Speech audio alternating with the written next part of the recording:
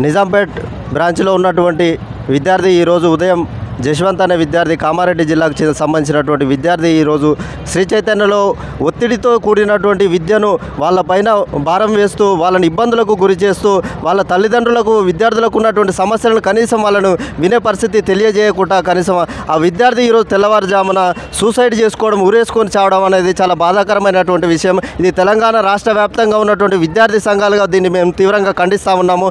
ఈరోజు ఇక్కడ ఉన్నటువంటి యాజమాన్యం ఏదైతే ఉందో జరిగినటువంటి సంఘటనకు క్లారిటీ ఇచ్చే పరిస్థితి లేదు. కాబట్టి ఈరోజు రాష్ట్ర ప్రభుత్వానికి డిమాండ్ చేస్తూ ఉన్నాము.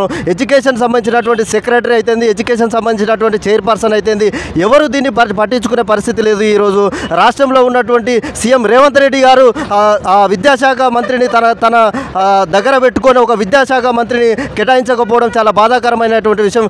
ఇక్కడ ఇదే మాదాపూర్ ఏరియాలోనే ఇప్పటికీ 3-4 విద్యార్థులు ఆత్మహత్య చేసుకొని ఆత్మ బలిదానాలు చేసుకొని విద్యార్థులను వారిపైన ఒత్తిడి గురి చేస్తూ వాళ్ళు సూసైడ్ చేసుకుంటున్నా కానీ కనీసం వాళ్ళ పట్ల ఎలాంటి బాధ్యత లేకుండా బాధ్యతాయుతంగా నడుస్తున్నటువంటి రంగారెడ్డి డిఐఓ అయితేంది, మేడ్చల్ డిఐఓ అయితేంది అధికారులు ఉన్నప్పటికీ వాళ్ళు ఎలాంటి ఇక్కడ కాలేజీకి కనీసం వచ్చి ఏం జరుగుతుంది ఏందనే చూడలేని పరిస్థితి ఉన్నది. కాబట్టి రాష్ట్ర ప్రభుత్వానికి హెచ్చరిస్తామన్నాము. ఇదే సంఘటన ఇంకా ముందు జరిగితే మాత్రం విద్యార్థి సంఘాలుగా మేము అందరం మమేకమై దీనిపైన ఖచ్చితంగా చర్యలు తీసుకునేంత వరకు శ్రీ చైతన్య నారాయణ విద్యా సంస్థలు ముగించేంత వరకు మా పోరాటం కొనసాగిస్తామని తెలియజేస్తున్నాను.